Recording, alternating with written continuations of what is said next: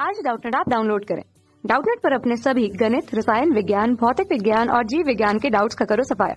बस प्रश्न की फोटो खींचो, एक ही प्रश्न को क्रॉप करो और तुरंत वीडियो सोल्यूशन पाओ। अभी डाउनलोड करें। हेलो दोस्तों, हमारे पास एक प्रश्न है जिसमें पूछा गया है अप्रगामी तरंगों द्वारा ऊर्जा का कोई स्थानांतरण नहीं होता है। तो आइए हम इस प्रश्न को समझते हैं कि जब कोई अप्रगामी तरंग होती है तो उसमें ऊर्जा का स्थानांतरण क्यों नहीं हो पाता। तो इस चित्र में अप्रगामी तरंग के निर्माण को दर्शाया गया है।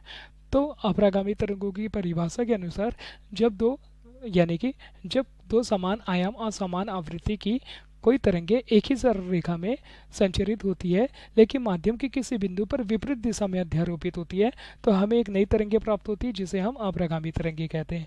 तो अगर इस चित्र के माध्यम से देखते हैं तो हम मान लेते हैं यह m एक और m यानी कि nm एक माध्यम है। तो हम मान लेते हैं यह एक तरंग जो m माध्यम से निकल रही है और m माध्यम की ओर आगे बढ़ रही है। तो एक स्थिति में हम देखेंगे कि यह जो प्रगामी तरंग है m माध्यम की परिसीमा पृष्ठ से टकराकर वापस अपने पूर्ण पहले माध्यम की ओर लौट जाती है। लेकिन इनकी जो रेखा होती है एक ही सरल रेखा में संचरित होने के कारण ये एक ही सरल रेखा में यानी कि एक ही रेखा के माध्यम में अध्यारोपित भी होती है। तो इस कारण यह तरंग क्या होती है, एक बद्ध माध्यम में परिसीमा में अपनी गति करती रहती है। कौन सा माध्यम बोलेंगे उसे? बद्ध माध्यम, एक ऐसा माध्यम जिसकी परिसीमा एक निश्चित दूरी तक होती है। तो इस प्रकार हमें जो नई तरंगे बनती हुई दिखाई दे रही है वह एक अप्रगामी तरंग है।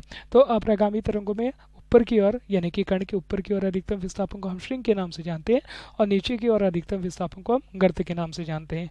इसी प्रकार हाँ, अप्रगामी तरंगों में श्रिंग को हम प्रस्पंद की स्थिति बोल सकते हैं और गर्त को भी हम प्रस्पंद बोलते हैं। लेकिन जहाँ पर हमें कण यानी कि हमें यहाँ पर कण का अधिकतम विस्थापन दिख रहा है लेकिन कुछ स्थिति अगर चित्र के माध्यम से देखें जैसे कि यहाँ हमें कण का विस्थापन क्या प्राप्त हो रहा है? शून्य प्राप्त हो रहा है। तो जहाँ पर हमें कण का विस्थापन शून्य होता है उस स्थिति को हम निस्पंद की स्थिति बोलते हैं। तो इस प्रकार एक अप्रगामी तरंगों का निर्माण होता है। तो प्रश्न के अनुसार अप्रगामी तरंगों द्वारा ऊर्जा का कोई स्थानांतरण नहीं होता। क्यों ऊर्जा का स्थानांतरण नहीं होता? क्योंकि यह जो तरंग होती है यानी कि अप्रगामी तरंगे एक बद्ध माध्यम में गति करती है, तभी इसे हम अप्रगामी तरंगों का नाम से जानते हैं।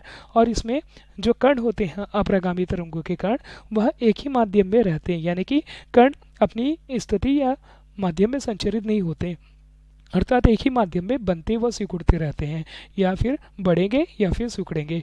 इस कारण कण अगर एक ही माध्यम में सिकुड़ते रहते हैं, वो उठते रहते हैं तो हमें ऊर्जा का मतलब कि अप्रगामी तरंगों का ऊर्जा का स्थानांतरण होता हुआ नहीं दिखाई देता। अतः अप्रगामी तरंग में माध्यम के कण अपने एक ही स्थान में रहकर विस्थापित होते रहते हैं और अलग अलग माध्यम में संचरित न होने के कारण अप्रगामी तरंग में ऊर्जा का स्थानांतरण नहीं हो पाता। अर्थात हम बोल सकते हैं कि यह जो माध्यम के कण होते हैं यानी कि अप्रगामी तरंगों में केवल एक ही स्थान में बने हुए रहते हैं और इन अप्रगामी तरंगों का संचरण न होने के कारण कण का भी संचरण नहीं हो पाता। इस कारण हमें अप्रगामी तरंगों द्वारा ऊर्जा का स्थानांतरण नहीं मिलता। धन्यवाद। कक्षा 6वीं से 12वीं से लेकर नीट, IIT, JEE वो एडवांस के लेवल तक 1 करोड़ से ज्यादा छात्रों का भरोसा। आज ही डाउनलोड करें डाउटनेट ऐप या व्हाट्सएप करें अपने सारे डाउट्स 8400 400 400 पर।